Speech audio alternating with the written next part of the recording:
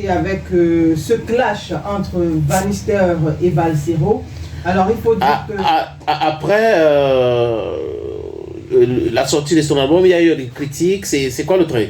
Justement, c'est ce que j'allais dire. C'est suite à la sortie de l'album de Bannister. Oui. 50, je crois que c'est 50%. Son dernier album, tu étais là lors du lancement déjà. Voilà. Et puis, il faut dire aussi qu'après ça, on l'a invité sur pas mal de chaînes télé. Et Bannister a donc été invité sur un plateau de télé où on lui posait la question. Je sais pas, on lui posait quelque question. Il a dit que le premier nom qu'il a su écrire, parce qu'il faut dire qu'après, les gens ont dit que Bannister il a prononcé.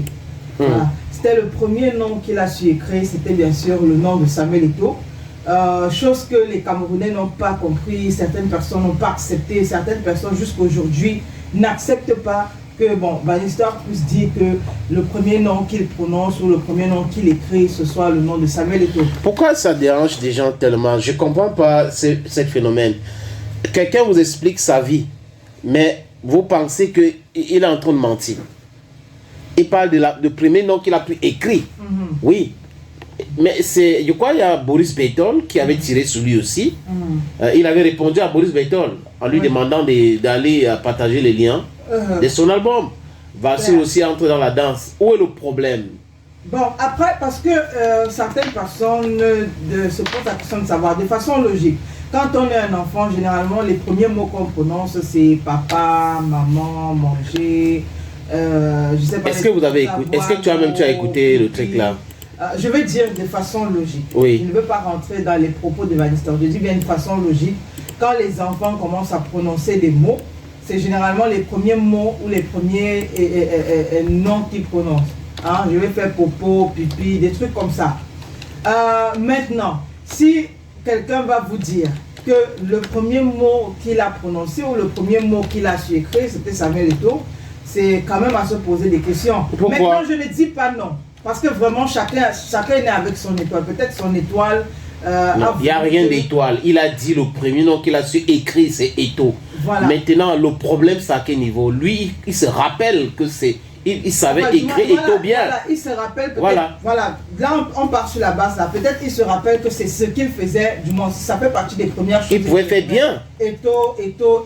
Bon, après, il faut dire aussi qu'à l'époque, Eto'o avait... Pignon sur rue, c'était lui.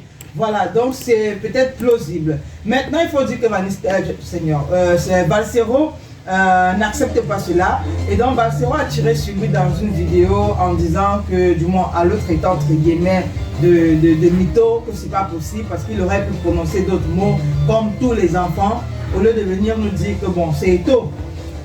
Et puis, Bannister, du moins, il faut dire qu'aussi, lui n'est pas trop dans les clashs.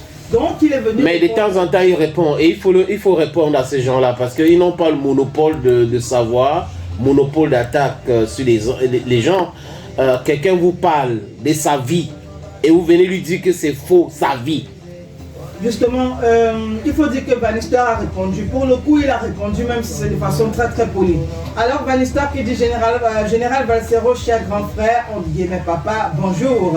C'est magnifique le travail que tu fais. Je respecte ton engagement et je suis mal placé pour donner un avis sur tes positions car, encore assez jeune, forcément je ne comprends pas certaines choses. Cependant, je te prie de ne pas déformer mes propos pour pousser les gens à me critiquer sans raison. Tu as le droit de ne pas me croire ou penser que je suis un menteur. Entre parenthèses, apparemment, ton analyse est plus vraie que mon vécu, je te l'accorde. Mais déformer mes dires sans avoir la bonne information me laisse penser que tu n'es pas celui qu'on croit, que tu manipules les masses pour discréditer tes jeunes frères. Pour quel but, je ne sais pas. Tu t'es moqué de mon physique, mes petits pieds, ma tête. Tu as parlé sans respect de mes parents qui ne sont pourtant plus. Je ne t'en veux pas car j'en ai bien rigolé. Pour que tout soit clair, j'ai mis la vidéo dans laquelle tu parles de ma déclaration, mais également ce que je dis exactement, question d'attirer ton attention sur les buzz de Facebook. Je te remercie pour toutes ces fois où tu m'as soutenu et te rappelle ce petit adage que tu connais certainement mieux que moi, qui dit merci en redemande. Très respectueusement et humblement, Bannister Enama, ton petit frère qui t'aime et te respecte beaucoup. Oui, mais ça date de longtemps, ce n'est pas hier. C'est juste après l'émission avec Cyril Bojiko qu'il a fait cette sortie. Donc, bon, tu as voulu revenir sur ça encore. C'est pas grave.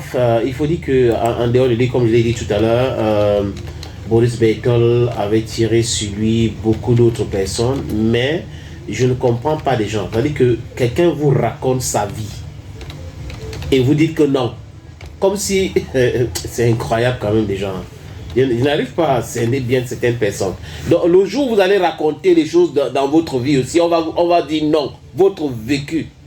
Ah, terrible.